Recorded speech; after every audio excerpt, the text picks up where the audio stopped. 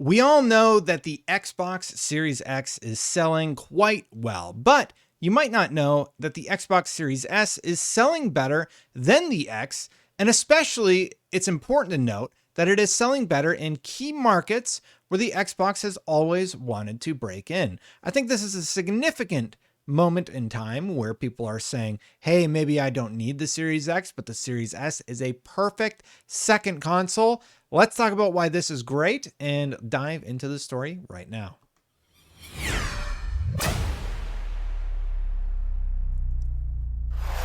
Hey, thank you so much for watching my videos. If you like them, please hit that subscribe button, hit that bell to know when they go live.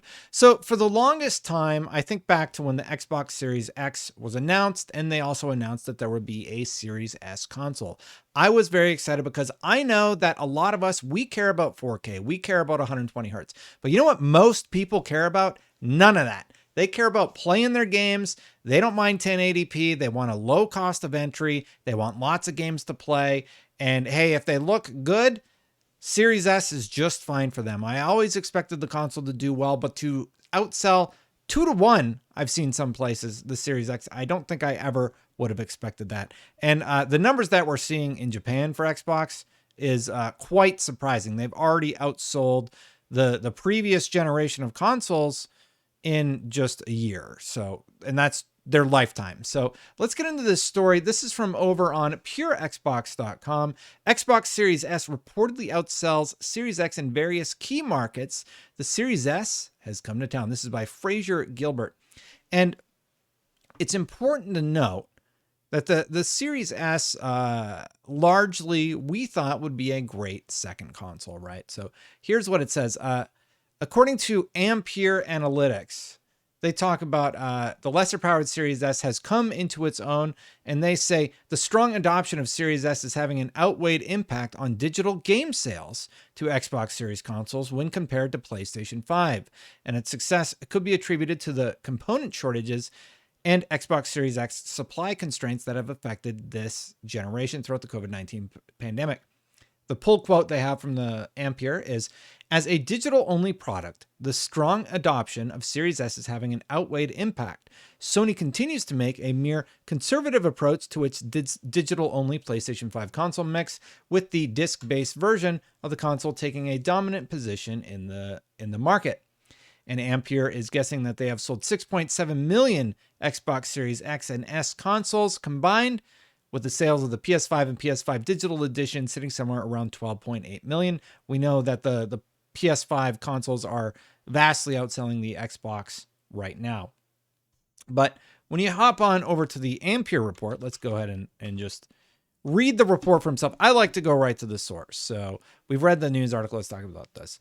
Console sales Q3 2021. This is from 11/17/2021. It's from Pierce Harding Rolls.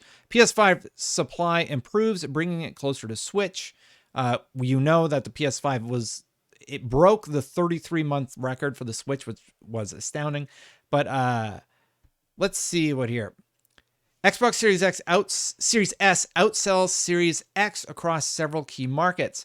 Now, they didn't bring up the specific markets, but let's read what we got here. Microsoft's two-tier product strategy was a bold move at launch for the series generation of the lesser-powered Series S, has come into its own against a backdrop of component shortages and Xbox Series X supply constraints. As a digital-only product, the strong adoption of Series S is having an outweighed impact on digital game sales to Xbox Series consoles when compared to PlayStation 5. Sony continues to make a more conservative approach to its digital-only PlayStation 5 console mix, with the disc-based version of the console taking a dominant position in the market. PS5 sales are declining. Oh, that's interesting. PS4 sales are declining at a faster rate than expected. You know, I noticed this during the last call because PS4 sales were like dead, which was very surprising. Usually you sort of have like a tapering off, but for some reason, like people just bailed on the PS4 faster than I think anybody expected. So if you look at, you know, the Switch is still dominating and the PlayStation 5 is doing great and Xbox is hanging in there in third place.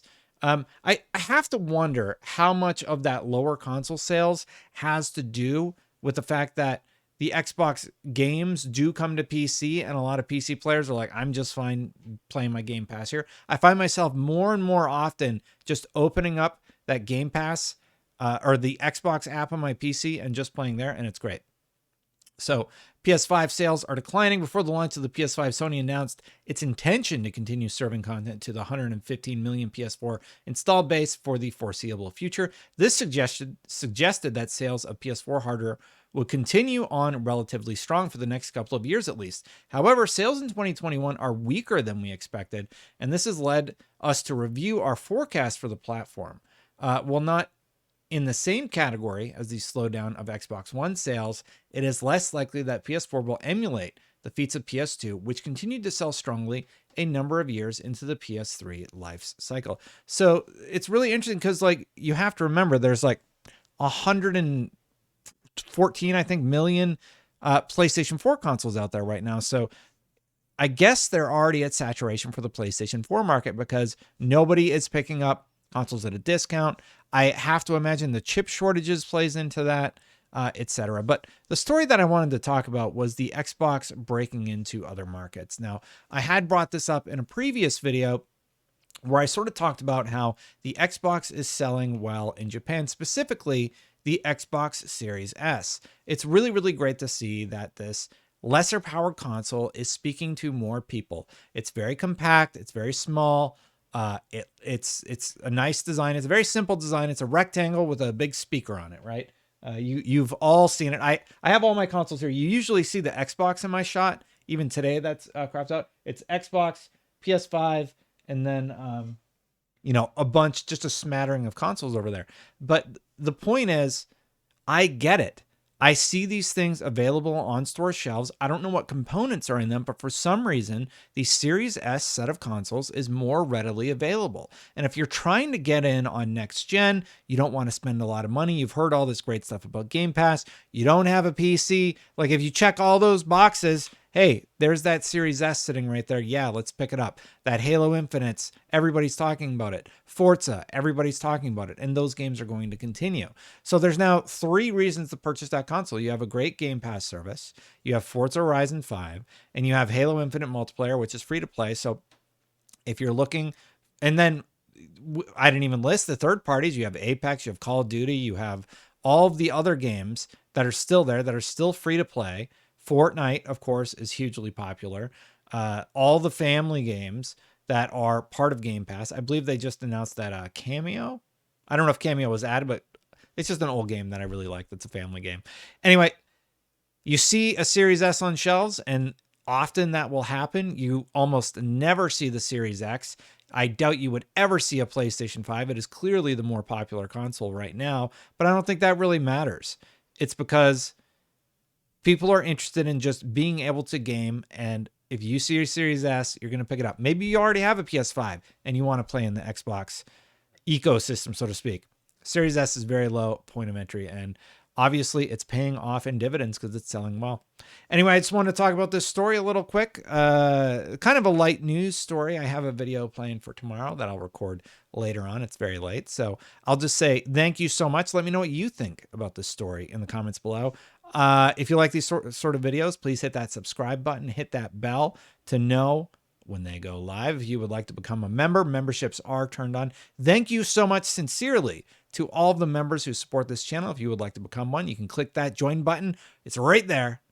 Thank you so much to everybody who is a member and anybody who might decide to become one. I'm going to get out of here, and I'll see you for the next one. Bye for now, everybody.